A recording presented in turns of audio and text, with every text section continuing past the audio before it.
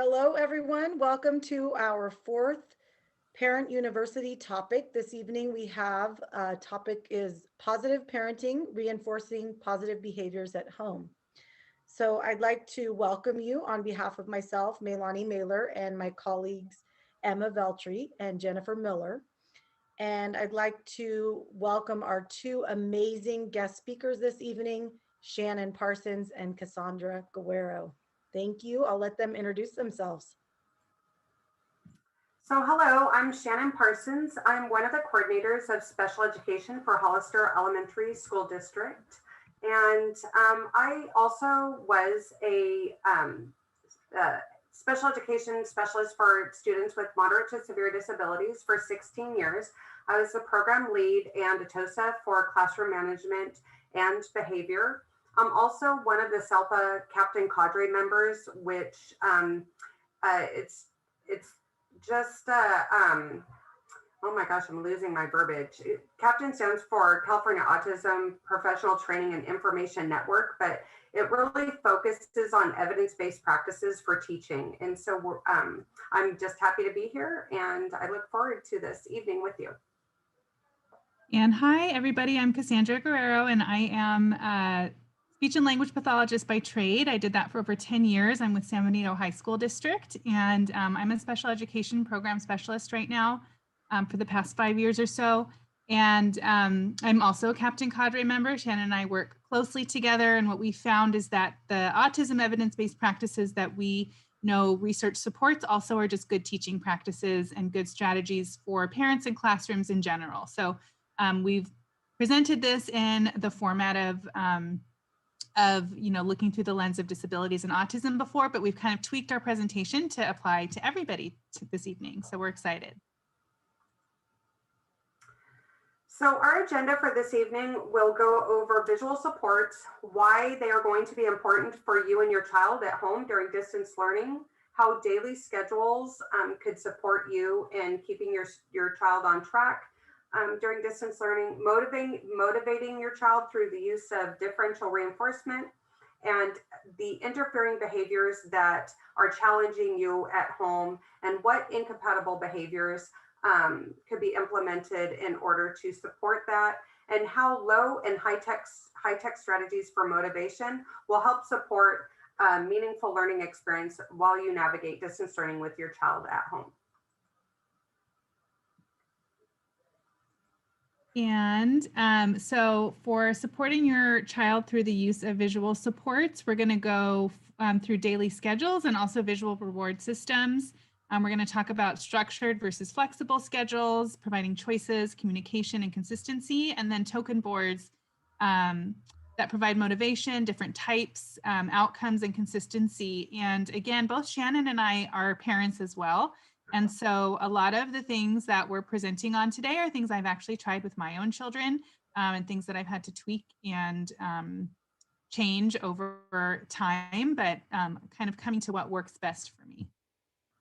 And then Cassandra, if you want to go ahead and start with number one. So these are all of the reasons that visuals are so important. We have 9 reasons here. And the first one is that visuals are permanent. So when spoken words, they disappear as soon as you say them. But with visuals, they can be referred back to as often as you need. And so especially if you have young children, or if you have children who just can't seem to follow through with a direction after you say it, a lot of times, they get distracted with something, or there's some other reason, and it's really important to have a visual there for them to refer back to help them remember. Visuals can be lots of different things: pictures, objects, sign language, text, and the hierarchy of visual support is listed here in terms of what is the most to least kind of concrete or easy to digest. So objects, color photos, black and white photos, color drawings, black and white drawings, and written words. And as soon as you train your child to be able to learn to follow a visual schedule, then you don't necessarily need to be right nearby them.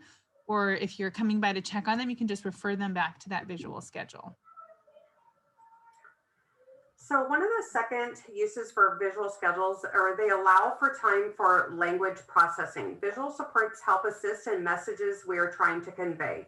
When you couple your visuals with verbal instruction, the messages support receptive language comprehension, and pictures are easy to follow and understand. So the old adage of when I see it, I understand it really rings true for language processing when using visuals to support the message that you're trying to get across to your students or to your child.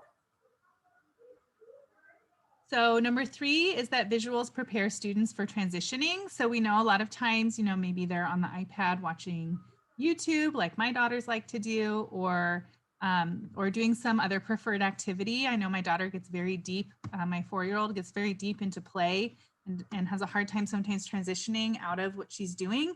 And so utilizing a visual schedule helps them prepare for activities they have next. It supports their processing of the activities and sequencing. So if you can have an embedded visual schedule, like for my daughter, I had an embedded visual schedule for waking up and getting to school in the morning like when she first started preschool, even because she had such a hard time transitioning that when she saw what step was next, it helped kind of her calm down.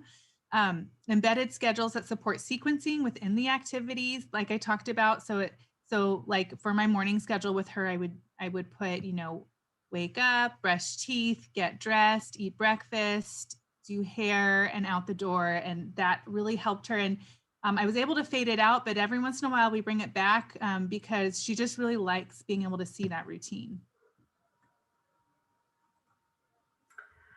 Visuals help kids see what you mean. So the cliche of a picture tells 1,000 words really rings true for when we're trying to process visual information. So a large percentage of our brain is dedicated to visual processing. We process images at an alarming speed, and we recognize a familiar object within 100 milliseconds. Where reading could be very slow and arduous for your child, especially for children that are non-readers now, our little TKers, our kinders, our new readers, pictures are really going to support the comprehension of what they need to do, what's going to come next, and what the expectations are. Pictures take out the need to read. So the next one is that visuals help all students. So it's not limited by age, grade, gender, or ability level. Visuals reduce the information overload for everybody. I know for myself, I have a digital planner. My Google Calendar is kind of my life. My phone alerts me when I need to do things. I even have a paper planner that I like to use as an adult professional person, right? So it really helps reduce information overload. Almost 50% of your brain is involved in visual processing, and 70% of all your sensory receptors are in your eyes. So we can get the sense of a visual scene in less than 1/10 of a second. And so that visual, like I know for myself, I like to color code. I like to do different things to help things stand out in a different way. And it really helps me process my schedule and know what's coming next. And it's easier and faster to comprehend a picture over text and less stressful. I know whenever I go to a training, I like to know what the schedule is, when is lunch, and all of that. And even if I've seen it once, I keep referring back to it because it helps me kind of get through that day. Visuals are going to help your child build independence. Students do not need to know how to read. Your child does not need to know how to read in order to follow a visual schedule. Parents and or the caretakers do not need to be present. So, for my child at home, he has a visual schedule. He does know how to read, but I have found that he follows the visual schedule a lot more independently than if he has to read it. Remember, it takes more effort to read. So if you're not around, your child could follow a visual schedule without you being present. Your little TKers and younger children may need some support. And of course, we need to teach our kids how to use a visual schedule. So we don't expect that they're just going to use it on their own. You're going to have to implement it, teach them about it. But as you do, your child could become more independent and less reliable on you during this time of distance learning. And then you can always point and refer to the schedule when your child asks, what's next? How much longer? A lot of children argue, well, I want to do this or I want to do that. And you could just say, well, what's next by pointing to the schedule. So it really takes the battle out of, what they're going to do, what the expectations are. And you could add check boxes or other indicators that the task is complete. It helps us all feel accomplished when we're able to check a box. So I know that on my system, I go and check that it's done, and it puts a line through my digital system. And that's really rewarding to me when I see, like, my day is getting less, my tasks are being marked off. So they really help in building independence. And I wanted to add in there too, some, the tendency might be to think, well, my child's learning to read, so I want them to have to read. But really, this is meant as a support to help them get through their day. It's not meant as a learning task, right? So if you want to pair a word with the visual, that might actually help them to be able to process that word and pair it with something that they can then picture and then recognize that word more readily in the future. But just remember that the purpose of this, the big picture here, is we want them to be able to, transition through their day peacefully and calmly, especially right now when mental health is really such a big issue. And so the focus really should be on that transitioning and not on teaching a new skill or teaching a skill that might be difficult for them. Absolutely. So number 7 are that visuals are transferable between environments and people. So a student can carry a visual schedule or token board between, if there's 2 different homes they're going to, or if they happen to be in going to the Y to do their work, or some type of on-campus cohort, or between other caretakers. They can bring that visual schedule, and anybody who's working with them should pretty easily be able to figure out what it is that they're supposed to do. And then it just helps keep those routines in place. Because even if, they're at a different house or at a different setting doing that schoolwork or whatever it is that they're doing, or a different person comes in to take care of them, that schedule keeps that consistency there. And that consistency and routine, it really helps everyone feel calm and like they know what's happening and they know what's coming next, especially right now when a lot of things feel out of control and like we don't know what's going to come and what's happening next. So visuals have no attitude. They have no tone. They don't get frustrated, and there's no disapproval. Visuals do not talk back. So we all have normal frustration right now and burnout as parents and caregivers during distance learning. This is causing tension, and we find that we're in this arguing trap with our kids. The thing about visuals is that you could just rely on the visual. They don't have any attitude. You don't have to have any, expression other than just pointing to the visual. The visual is always the same, and it doesn't communicate that tone or frustration or disapproval that we as parents are feeling, often during distance learning right now, as we struggle to navigate, teaching our children at home while trying to work and take care of our family responsibilities. The visuals are consistent and reliable when used in a schedule. That it also takes the onus off the parent and puts it on the object. So for instance, if the child's like, well, I don't want to do that, you could just point to the schedule and say, well, the schedule says, writing's next, and then it's lunchtime. So we need to get writing done first and then lunch. And so it really supports you in having another thing to rely on in order to get your children to do what it is that they're expected to be doing. You could just refer to the schedule. And then number 9, visuals help reduce anxiety. So when stressed or overwhelmed, the visuals require less effort to comprehend, and they allow people to digest information quickly. Our brains process visuals 60,000 times better than written text, and people remember up to 80% of what they see versus only about 20% of what they read. So many students prefer visuals over text, and for some people, processing text and turning it into a visual of what they need to do takes time. So I was telling Shannon as we were creating this, I had listened to a podcast about ADHD, and one of the gentlemen on there was an ADHD coach who was working with a woman she was a professional woman, pretty successful, but she had a really hard time with her written to-do list. She felt like she would read it, she would have to kind of turn that text into a visual in her mind to figure out the task she had to do, and then she'd get distracted. So then she'd have to come back and start that process all over. But they decided to change her to-do list to visuals, to little pictures, or you can use emojis. And when she did that, she was able to process that visual information so much quicker. And even if she got a little distracted, she remembered more quickly what she needed to do and could get back on track. So it's just processed a lot more easily and quickly by most brains. And so it's really nice to have that visual there. And then, so we're going to go into the schedules, and I'm going to have Cassandra go over the next couple slides and give you examples of some schedules that she used in her family, and a variety of schedules that we have implemented in other settings. So visual schedules are pretty commonplace in a special education classroom, and that's both Shannon and my backgrounds. And so we have, we've done a lot of different types of schedules, but they really are very helpful for lots of different types of kids. So these are examples of structured schedules. And this first one's a little hard to see, but there's time frames for when the student needs to do each activity. So the beginning of the day, they're reviewing their schedule, then doing reading, bathroom break, and so on. And then in this particular schedule too, there's goal areas that they have in each area of their schedule, a little bit more detailed.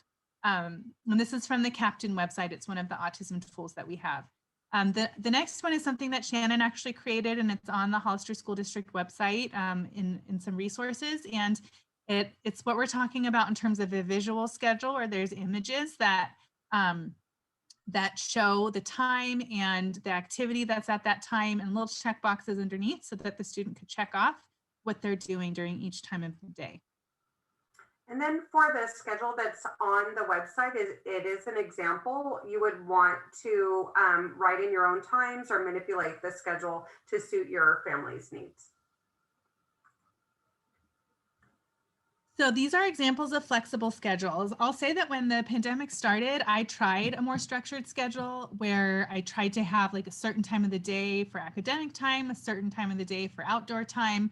And I tried to do that. And because I was also still working full time and my husband as well, and my kids were, it just didn't work. And then I would feel really defeated that I didn't follow the schedule, and I do this for a living. How come I can't follow the schedule? You know, so it happens really to all of us, even those of us that do this, you know, all the time. So just a lot harder to do at home and in the circumstances we've been in. So I ended up going with a more flexible schedule. And these are real examples of the schedules I used with my kids. The one on the left was for my older daughter. And so basically I have different types of activities chunked out, but there's no time frame assigned to it. So she could do academic time at any time of the day, but we just had to check off that it was done. She could do a screen activity any time of the day, but then we would just check off when it was done. So she could choose whatever order she wanted. And then on the next slide in a second, you'll see I have a list of the different choices of things she can do during each of these color-coded times. I'm a big color coder. It really helps my brain process the schedule. And then also I had a lot of her dance classes and things went online and were on Zoom. And so I put those specifically on certain days in the schedule when they were scheduled for, but for the most part, she could choose which activity she wanted to do.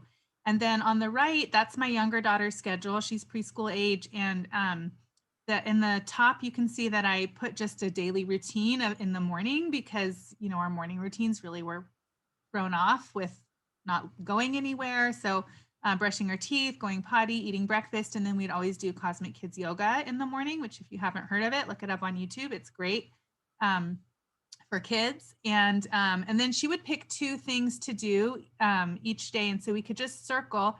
And the little empty yellow boxes were for me to remind, if like I might write down, like if she had a Zoom meeting with one of her teachers, because during the pandemic, you know, at the very beginning, especially, you know, there wasn't as regular of a schedule as we have now. And so there'd be certain days that she would Zoom with her teacher. So I would put those extra things in there, but then she could just pick 2 things from the list and she would just circle the 2 that she wanted to do. We'd have a lunch break and then she'd circle the 2 that she wanted to do. And then again, for quiet time and active time, we would also circle whatever it is that she wanted to do. And we had our evening routine was pretty similar to our morning routine.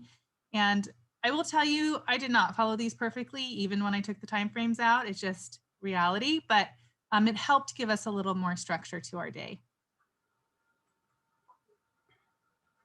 So this is how I included choices in the schedule. And for this, it's a list, and basically it kind of goes along with the other one. So the 2 activities, she could pick 2 and just check them off, and then pick 2 new activities.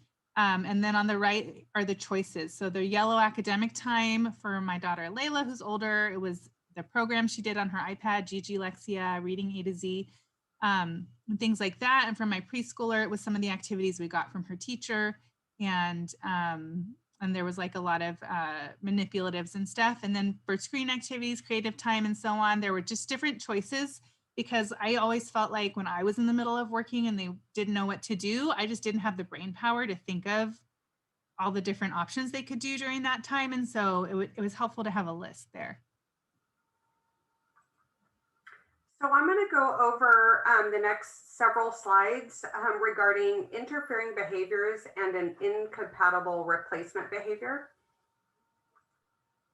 So examples of interfering behaviors and an incompatible behavior. We have heard from many parents out there that they're complaining that their child won't stay seated.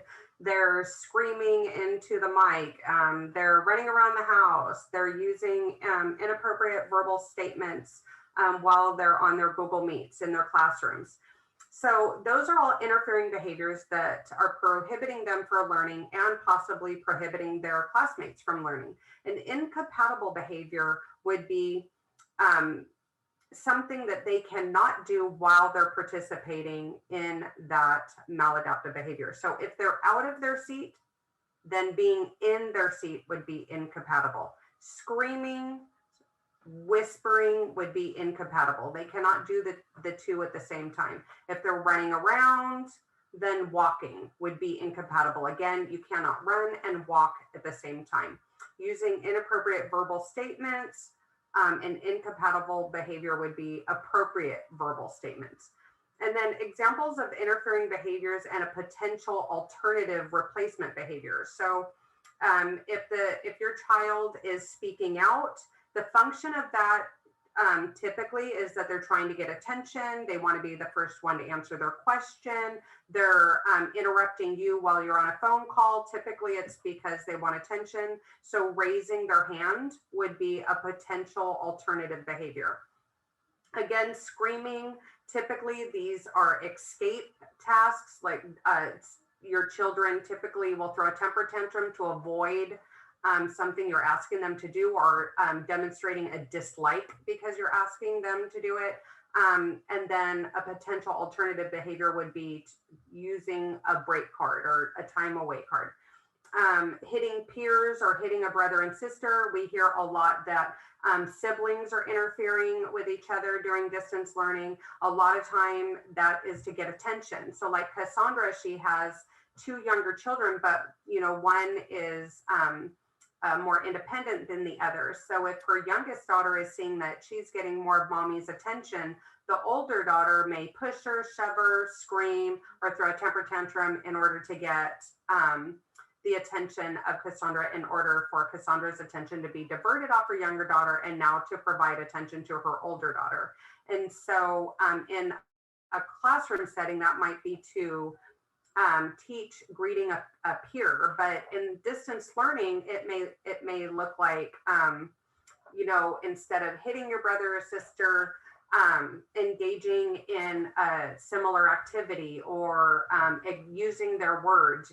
And Cassandra's going to go into that later about using being respectful and stuff like that. And how are we going to help our children use the alternative and incompatible behaviors during a time where we're all struggling. And so this is what we're going to get into now. How can we help you with this? So we need to help our children with motivation and reinforcement. We can't just expect our children to do these things just because mommy said so or daddy said so, right? Or their teacher said so. So what are we going to do? So we're going to use differential reinforcement. That's a really big word that really means to motivate and reward. So differential reinforcement supports positive behavior change by rewarding the child for the acceptable behavior. Differential reinforcement can be used effectively to address social, communication, behavior, joint attention, play, school readiness, academic, motor, and adaptive outcomes. Basically, you could use what we're going to teach you for anything, right? Last, there is a differential reinforcement training module on the website listed here, and we could get that into the chat for you. You could create a login, which is free, and you could go ahead and take the training on reinforcement that might support you past what we're going to be teaching you here today. Whoops, sorry. So where are you going to start, right? So all of this information is great. You're overwhelmed. It's like, okay, I get it. We're going to do all these things to help my child, but where do I start with that? So what you would need to do first is identify the interfering problem behavior. So your child's getting up out of their seat. They won't stay seated for instruction. Take note on how many times this behavior is occurring. Establish a goal or outcome. So say your child is getting up out of their seat 5 times in a 30-minute learning session, right? So you want to reduce that. I would say a good outcome would be try to reduce it by 50%. So you want to reduce that by just like 2 times in a 30-minute period. So you're when the behavior will occur, what will the target skill be? So the child keeps leaving their seat. You want your child to stay seated. Establish a reinforcer or reward for your child. So this is an example for a young child, so maybe a TK child. So example, after leaving their seat during instruction, when your child returns to their seat for instruction, they will receive a sticker or like a fish cracker or something that's rewarding to them with the following statement. I like the way you came back to your seat. Once your child begins to stay seated for longer periods, reward the child while they're staying seated. So I like the way you are staying in your seat. So if you notice, we are not bringing attention to the fact that the student or your child left the seat. We're bringing attention to the fact that they are now participating in the incompatible behavior, the replacement behavior. So we're bringing attention to the fact that they came back to their seat or they remained seated. So this is a visual support for motivation. It's called a token board, and on the Hollister Elementary School District website and as well of this training, you could actually print out this token board and you would cut out the stars at the bottom and you would use them to place them in the spaces provided. You could also just create one with markers and a piece of paper. And the idea is that every time your child participates in the replacement behavior, the behavior you want to see, you're going to reinforce them verbally, and then you're going to provide them a star. So, Johnny, I love the way you came back to your seat. Here's 1 star. Prior to doing it, you're always going to establish what the reward is going to be when your child receives the 5 stars. Now, this is just an example. You don't have to use this particular token board, but you do want to always make sure that you establish the reward ahead of time. So say your child is going to earn 15 minutes of downtime, or 15 minutes with the Xbox, or 15 minutes of time with mommy on a walk.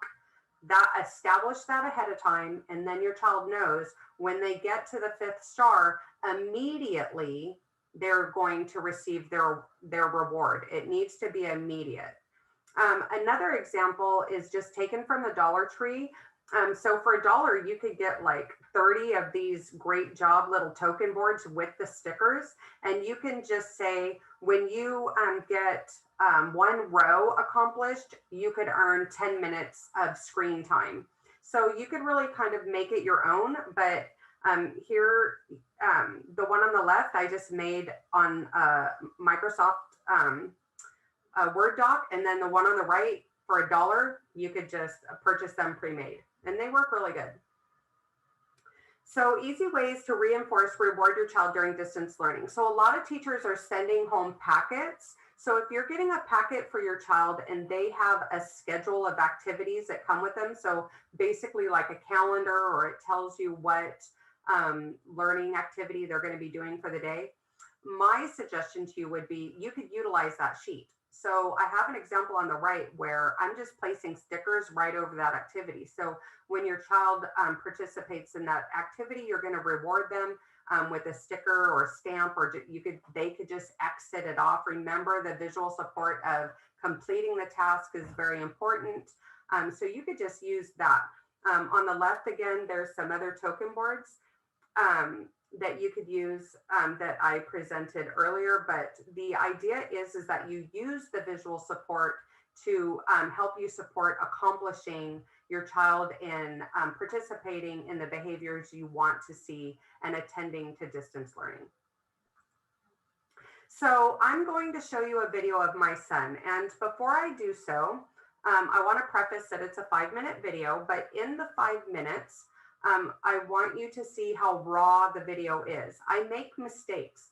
Me and Cassandra, we do this for a living, and we are not perfect. Cassandra said earlier, like, she had these structured schedules and she felt very defeated because she could not keep up with it. So she ended up having to go to a more casual schedule, which is working for her family. And later on, she's going to show you some really great ways that she supported that. During the video, you see that I trip over a cord. You hear me trip over a cord. I lose the stars. You know, I'm trying to reinforce my child, and I lost the stars in order to give him a star for completing the task. You'll also see that when I find them, I do come full circle and provide him the stars. So that consistency, being consistent, is very important. You always want to make sure that you follow through. My son earned the star when I found them. I came back and showed him that I'm providing the star to him. The other thing I wanted to point out is the verbal praise that I use while he's working. And you don't always need to be there. You could walk away from your child, but intermittently rewarding your child with verbal praise, like, wow, I love the way you're doing your work. Great job in completing your assignment. Verbal praise goes a long way with our children.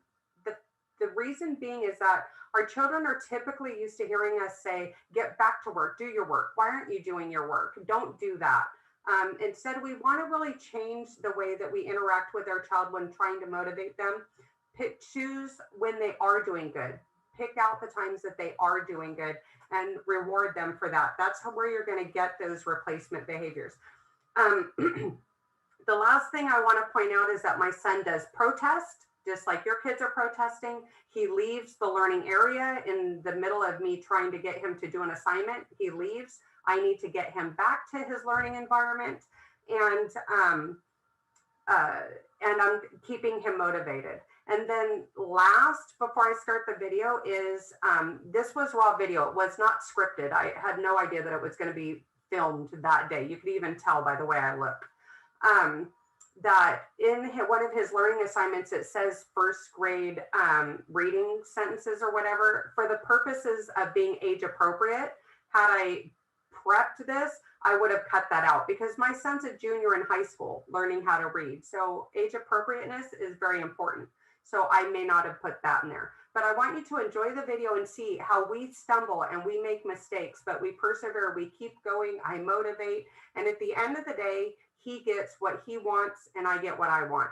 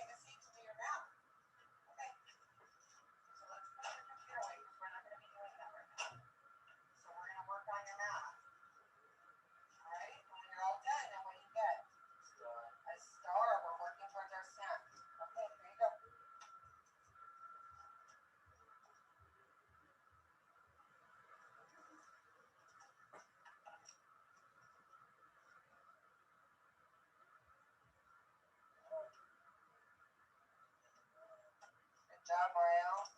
This one. Yep. Right. 6, 9. Nice work. Okay.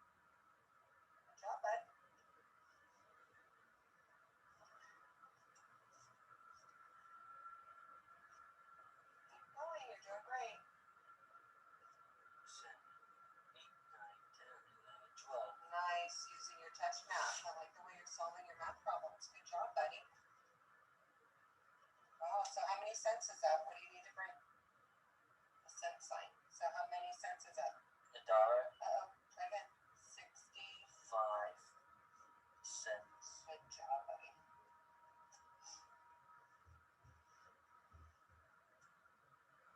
Uh-oh, where do you need to start first? Good job. Great work. Nice putting the decimal point. Thank you. Oh, you did it, buddy. Look at it. There's another star for that, and you're all done with math. Go ahead and put your star on math. Uh-oh. You want one for your math paper too? You do? All right, here you go. Nice work, buddy. Good job. Give 5. Up, down, low. Nice work. It's time to check your schedule. We need to do computer reading first, and then you're going to get your reward. You ready? Let's check your schedule. Come on. So what do you have on here? English, Lexia. Yeah, but we're going to do reading right now, okay? We're not going to do Lexia. We're going to do reading right now. Okay, let's see. Great job, buddy. I mean, look at I tripped over your video game. Great job coming to sit down. Okay, so first grade sight word sentence practice and comprehension. You're going to read the sentences as fast as you can, then answer the questions, okay? Yes? Yeah. Ready? This book is a book. The book is thick. The bear can kick the book. She can kick the thick book. Let's keep going. This is a stick. The stick is the stick. The boy is Where are you going? more. Again. But you have to finish reading, Mario. Doesn't matter. But you're working towards earning your name and a snack. Remember, you only need one more star to work for the snack, and you only need one more star here to get your iPad, to get your gaming. So let's go back. We're almost done. Just finish reading this one, and then you'll be all done. Okay, start back here. This ball is a stick. That stick is not thick. The boy can pick the stick. He's pick a thick stick. He doesn't think He does this trick. trick with the stick. Okay, press the space bar. Baby like Licks. that stick. The baby can get sick. Quick. Take the stick. Take the stick is so the baby is not sick. Good job, buddy. Look, you earned your last star. You earned your last star for your snack, and you're all done reading, so you could have your iPad. Hey, what happened to our stars? Where'd they go? All right. Well, you earned it. Yep. Mario, great job reading. Go ahead and get your star. Nice job. So 2 stars. What were you working for? Good job, buddy. There you go. Nice one. All right. So I hope that you had, a good time watching me blunder through getting my son to work through distance learning. I know it was a long video, but it does demonstrate how we persevered through it, and he was able to get his rewards. He escaped, he came back. If I didn't have the visual supports with me and those reinforcement boards, I would have found myself just getting into an argument with Mario, trying to get him to come back to learning. I wouldn't have really had anything to offer him. And worst case scenario, I would have started baiting him. And baiting your children is something that you're going to find you'll get yourself into a behavior trap. It's like, if you finish your learning, I'll buy you an ice cream. Well, then next time an ice cream is not going to be enough. They're going to want bigger and better things. So you don't want to bribe your child. You want to set a predetermined reward that they're working towards. And Sandra's going to go into now how she did that with her young learners at home. So I got this idea actually from Shannon, and I tried a couple different like reward system sheets, but I just couldn't keep up with printing something out every week, and then I'd forget, and then we wouldn't do it, and so I just felt like that wasn't working. And so she gave me this idea, which I loved. So what I did was they picked a prize that they wanted. So they each wanted an OMG doll. And we printed a picture that I just found online, and then we cut it into puzzle pieces. And you can just cut it into, I think it was 8 pieces. I think you can just cut it like straight down and just fold the paper and divide it that way. I found a puzzle piece template because I thought that was fun, and I just stenciled it, and with Sharpie, I drew the puzzle lines over it, and I cut it out that way. And then we coupled that with this behavior chart that you see in the picture. And so it's like a little pathway, and they have little stickers, and then they have a big circle every once in a while. And once they would get to the big circle, they'd earn a puzzle piece. So they still were being reinforced and felt like they were getting a reward by getting a sticker every time they did something little, but then they accumulated to where, and then if you notice, it takes a couple more stickers each time to get to the big one. So they have to kind of, put in a little bit more work and a little bit more effort each time to get to the big circle, where when they got that sticker, like I said, then they would get the puzzle piece. And once they finished building the puzzle, then they got their prize. And I didn't want them to earn a puzzle piece like each time they did something. That's why I put the other part in place kind of to go along with it, so that it would take a little longer, because I can't, I'm not going to buy an OMG doll like every other day. But those are kind of expensive if you guys have seen those, but it worked really well. So we picked something that they wanted. We printed out the picture, we cut it into the puzzle pieces, and then they were working through specific tasks. And you can do it for like specific schoolwork or number of homeworks that they completed for each sticker. What I did was more things that I could be broad. So I think it was like being brave, being kind, being helpful. So, if they got along with each other when I was working, they could get a sticker. If working hard, I think, was one of them. So if they did some of their schoolwork, they could get a sticker. So all of the ones that I did, and also to me, what I liked about it was I was reinforcing character traits I wanted to see in them too. And so that really worked for us. And on the next slide, we're going to show you a little video. So in this video, we had just earned a puzzle piece that night, and so they're gluing them on, and my older daughter's gonna kind of explain like the whole system. She completely understands it. And my little one ends up putting way too much glue, and I get glue all over my hands, and that's, again, real parenting life. So go ahead and roll that video. Okay, you guys, so did we earn our next puzzle piece? Let's see, where did you get to? You earned this big circle? So you got another puzzle piece? All right, and how about you, Layla? Can you show me?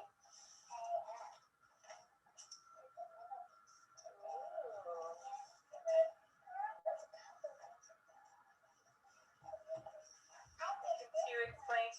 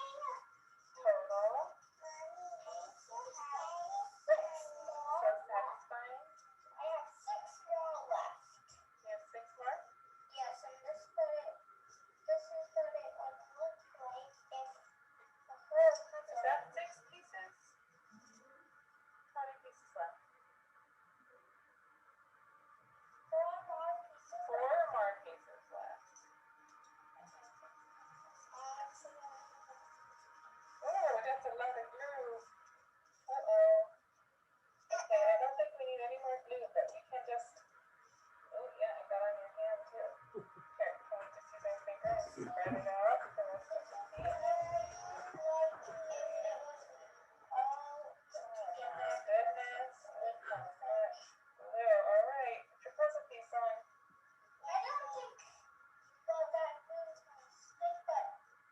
I think it'll stick. I just think it's going to be a little tricky because it's so heavy. Right, you got to put it right there. Remember, we got this side. One is that side. Can I help you? You got so sticky with glue. Here. All right, you want to smush it in? There she is. That's how yours will look when it's finished. Nice. I like it. All right. Good job, guys. Okay, so as you can see, it doesn't always go perfect, but it worked really well. And it lasted about, I want to say it lasted about a month to get through that whole thing. So that way I wasn't having to print stuff out every week. And it was just easier for me to keep up with. And they loved it. You could see they were excited that they earned a puzzle piece. And then that way you're not, feeling like you have to buy something for reinforcement every time. Those stickers work really well, and earning a puzzle piece works really well. And then and it doesn't have to be a doll. It could be, a special date with their parent or something like that doesn't cost money. And you could just print a picture out of the park you want to go to or whatever it is. But that worked really well for us. Oops. Okay, you guys. So did we? So the next thing I'm going to talk about is another thing that's worked well for me that's low maintenance and I don't have to keep up with it, is this app that I found, and I do not work for them. So don't get anything back for promoting this app, but it's just something that's worked really well for me. And I think that there's a couple things like this, but it's called Privilege Points. And so you can see myself and my husband are both on there. So he has it on his phone too. And I created the account and then I invited him. And so then he can also see, and I can see the points he's given. He can see the points I've given. So we don't double up on something that we already gave points for. And the girls are both on there. And it's important to have clear expectations, be consistent. On this, we have a variety of privileges, which I'll show you. And then to give points at least 5 times more than penalties. There is an option to give penalties where you take away points, which, in real life as a parent, sometimes I'm like, this is the only thing that's going to work right now. They're just not listening when I'm trying to do the positive thing. But having said that, I do really try not to use the penalties, if at all possible, because if they've earned it, they've earned it. So the other thing I did was I made calming down worth more points than any penalty that they could get. So the penalties are really only for not listening or not being kind, and the calming down, and that's worth 2 points. And the calming down is worth 3 points. So even if I'm in a moment and I feel like I just have to take those penalty points off, if they calm down and they get those calm down points, they earn them back +1 basically. And really what I want to do with that is reinforce with them that calming down is more important of a skill. So this is what the app looks like. And the privileges are listed on this side. It's completely customizable. It'll come loaded with some of them, like the 30 minutes of screen time was already in there. But most of it I added myself, and I added a little emoji for each of them to make it visual. And you can assign the points to each of them. Some of them are things that like a shopping spree or a toy, but some of them are like a movie night, game night with the family, sleepover. Like my daughter loves to sleep in my bed and I sometimes need my own space. So I don't want that to happen every night. So then she can earn it and use her points on that. Getting out of timeout early, things like that. Surprise. I have a little bag, which is like dollar store things. That's like my surprise bag. So if they want to use their points on a surprise, then I have like a little something on hand. The next little column is what they can earn points for. And again, this is all customizable. You can set the amount of points you want to give for each thing. So I just have some really general things that could apply to a lot of different situations. So I don't have to keep on adding something for every little new thing. And there's a lot more than this. This is just the screenshot of kind of the top of my list, but being a good listener, being brave. So like trying something they were nervous to do, being helpful, kind, a bonus point just in case there's something that I didn't think of. And then I sometimes have routine things like brushing their teeth, Calming down, like I said, is 3 points. Cleaning up toys, attending their activities, things like that. So those are how they can earn points. And then it gives you a little daily summary. So that's an example of a day that I did give them a penalty for not listening. It's up in a different color, and then it minuses those points. They do not want to get the penalties. They really want those points. And like I said, I really try not to do the penalties if at all possible. So it's helped me to kind of reframe as a parent and try to say, well, I don't want to do my schoolwork. So I'll say, all right, well, I guess you're not going to earn those schoolwork points then. Instead of saying, okay, well, I'm going to give you penalties for not listening, right? So I try when I can to reframe it and just remind them, okay, well, you're not earning those points for completing your homework if you're refusing to do it. And like I said on the bottom there, I use those penalties very sparingly. There's only 3 of them. Not being kind, not listening, not nice speaking are the only 3 that I have on there. And I wanted to say too that if you have older children, this is something that you can have them download in their phone too. And then you can put a setting on there where they can't manipulate the points as the child. So they can request points from you, and I'll send you a little message like, hey, I did this. Can you give me points for that? But they can't actually give or take away themselves or manipulate it at all. And you could make it more kind of grown-up feeling by making it be like allowance money, like, $5 for mowing the lawn, or whatever it is that in your house, maybe they earn allowance for, or maybe they get a certain privilege for, and then just making, structuring it that way instead, so that they can say, hey, like I earned this, and then they can also learn budgeting and keeping track of what it is. So the points can maybe equate to an allowance or something else if it's an older child. So we want to thank you for joining us this evening, and we're going to open it up for questions. We would really, really appreciate if you could fill out the Google form. I believe the link to the form will go into the chat. If you could do that while you're with us, that would be great. And then Cassandra and I will be here for the next couple minutes to answer any questions that any of you may have. We just hope that you really take away from this training the idea that visuals will really support your children, not just through distance learning, but even when on-site instruction continues. It's really going to help you in working with your child to participate in adaptive behaviors and keep you from getting in a behavioral trap with them while arguing about negative or maladaptive behaviors. And the app is great for young kids or older kids alike. Again, like Cassandra said, it's very customizable. So it could work for a TK student, child, all the way through high school. So we really hope that you take away some information from this training that's really going to support you in positive parenting. Thank you, Shannon. We have a question.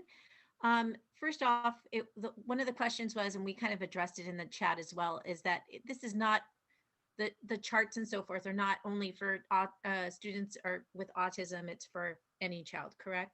And then Correct. If you could talk more about ages too, like what would this look like for an older student? Right. So do you want to answer that, Cassandra? Yeah. So yeah, absolutely. So like we said, the lens we're coming from is the research specifically around autism, but in our careers, we've seen that this is really helpful for all kids.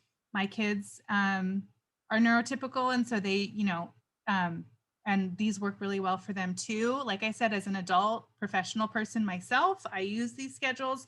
For a high schooler, they could, if they have like a digital schedule, you could use emojis as that visual if they're not, reading isn't their favorite thing and they want to do that. For myself, I like to highlight and color code. And even in high school, I did that. So if they have their school planner or if it's digital or however they're doing their planner, they could put fonts in different colors or highlight in different colors. Or like I said, if it's digital, they could use emojis to help remind them of what's what. And so the ones that I showed you were for my, preschool and grade school age children. But again, you could do those with text and highlighting. And that's also a way to make it more visual, even if you're using text. Okay, thank you, Cassandra. Appreciate that. We did put the Google form in the chat. So that is available there, the survey. And then we also put a few other resources, the ones that you spoke of. We put those in the chat as well. Awesome. Thank you both so much. We really appreciate you speaking and sharing some of your personal stories too. It was great to hear. And I can definitely, I think I'll use that app. And I'm also excited about bringing the visual schedule with them. I didn't think about that when they go to grandma's sometimes and they do their distance learning at grandma's. If they have that schedule, it'll maintain that consistency. So I appreciate that idea. Yeah, and I think even like with the electronics, like if they have, like my daughter has an iPad for her school, but if they have a Chromebook or whatever they're using, there's a calendar built in to the Google Classrooms. And so we set alarms for, my daughter actually has ADHD, and so she has a hard time staying on track sometimes. And so we set alarms in her calendar that'll go off when, like 5 minutes before she's supposed to, or 2 minutes before she's supposed to log into her class when she has breaks in between, so that it's easier to kind of stay on track.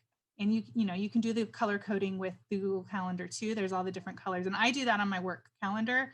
I have a different color for certain types of meetings, for when I'm meeting in person with students, for different departments that I meet with. So. And we really want to impress that don't make it challenging. It shouldn't be a task for you to keep your students motivated and engaged. And rewarded at the end of an accomplished task. The Dollar Tree has a lot of resources out there. You could use a regular 12-month calendar and write it on there and just put stickers next to it.